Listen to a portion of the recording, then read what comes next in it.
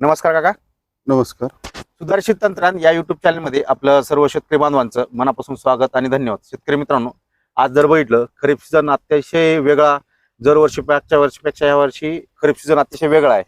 कारण की बघत असाल की महाराष्ट्रामध्ये प्रत्येक जिल्ह्यामध्ये कुठं बघितलं असेल की कुठं कमी पाऊस आहे, कुठं जास्त पाऊस आहे, काही काही ठिकाणी अजून पेरण्या नाही महाराष्ट्र जिल्ह्यामध्ये काही काय. बरोबर काका? बरोबर. परंतु हे असमानता आलेले आहे की तुम्हाला माहिती असेल की अल्निनोचा प्रादुर्भाव जास्त आहे आपल्याकडे महाराष्ट्रामध्ये.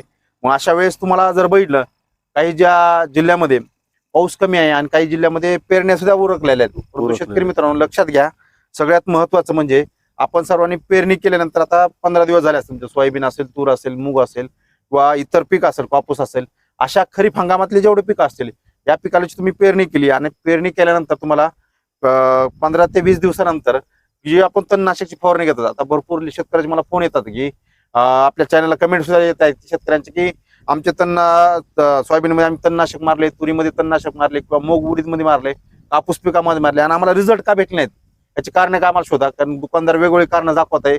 परंतु शेतकरी मित्रांनो सगळ्यात महत्वाचं लक्षात घ्या, जेव्हा तुम्ही तणनाशक मारत असताल तर आता काळजी काय घेतली, जेव्हा तुम्ही तणनाशक कुठल्याही कंपनीचे घेत असाल तर सगळ्यात महत्वाचं तुमच्या जमिनीमध्ये चांगला ओलावा पाहिजे, चांगल्या कंपनीचं औषध पाहिजे. तणनाशक ब्रँडेड कंपनीचं वापरायचं. तुम्हाला लोकल कंपनीचं वापरत असेल तर रिझल्ट येणार नाही तुम्हाला. चांगल्या प्रतीच्या ज्या की चांगल्या नामांकित कंपन्या अशा कंपनीचे तणनाशक घ्या.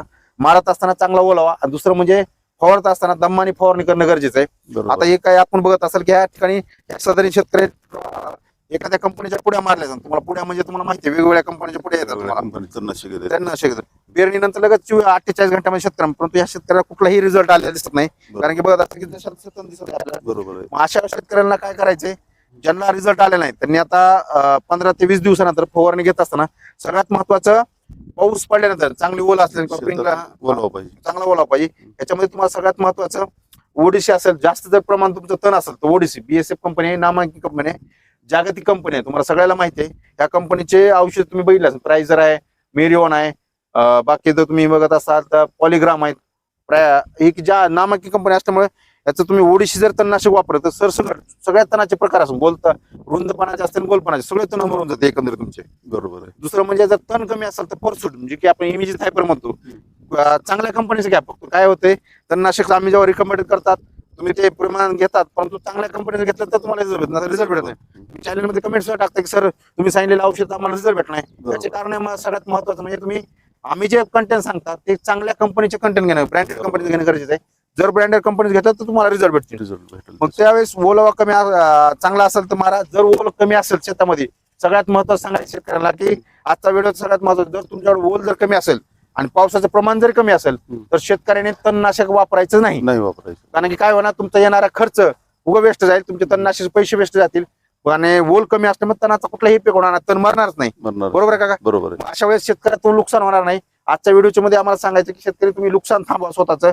कमी खर्चामध्ये शेती कशी करता येईल, काय होईल, जर तुम्ही तणनाशक जरी मारलं ना तुम्हाला कुळपणी करता येईल.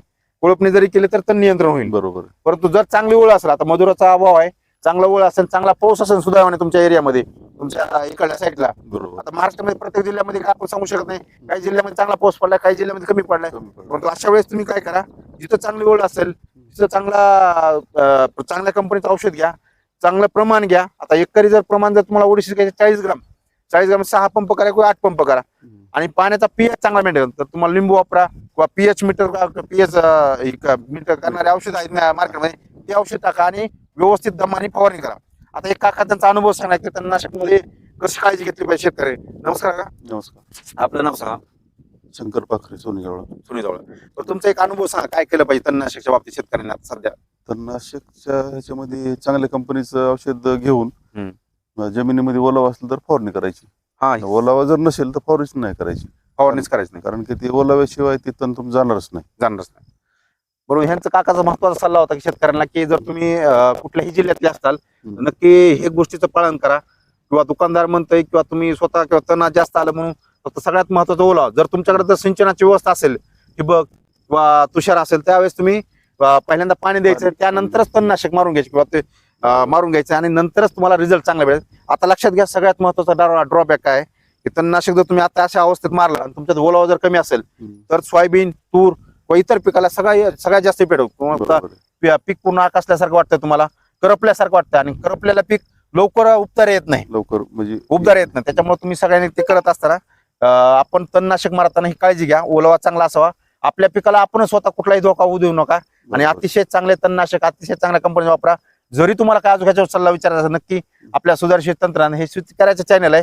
तुमचा सल्ला तुम्हाला आपल्या कमेंटमध्ये तुम्हाला कुठलाही सल्ला पाहिजे तर नक्की आपण त्याच्या मार्फत तुम्हाला देऊ, व्हिडिओच्या मार्फत. आता मला भरपूर शेतकरी दिवसभर फोन येले होते की सर आम्ही पुढे मारल्यानं आम्हाला रिझल्ट आला नाही, त्याचं कारण काय असू शकतं. मी त्यांना काही काही शेतकऱ्यांना रिक्वेस्ट केली की सर तुम्ही एक वेळा व्हिडिओ बनवा, आम्हाला त्याच्यातून माहिती भेटेल. त्यासाठी आज आपण व्हिडिओ बनला. आपण तुमच्या सोबत आहोत.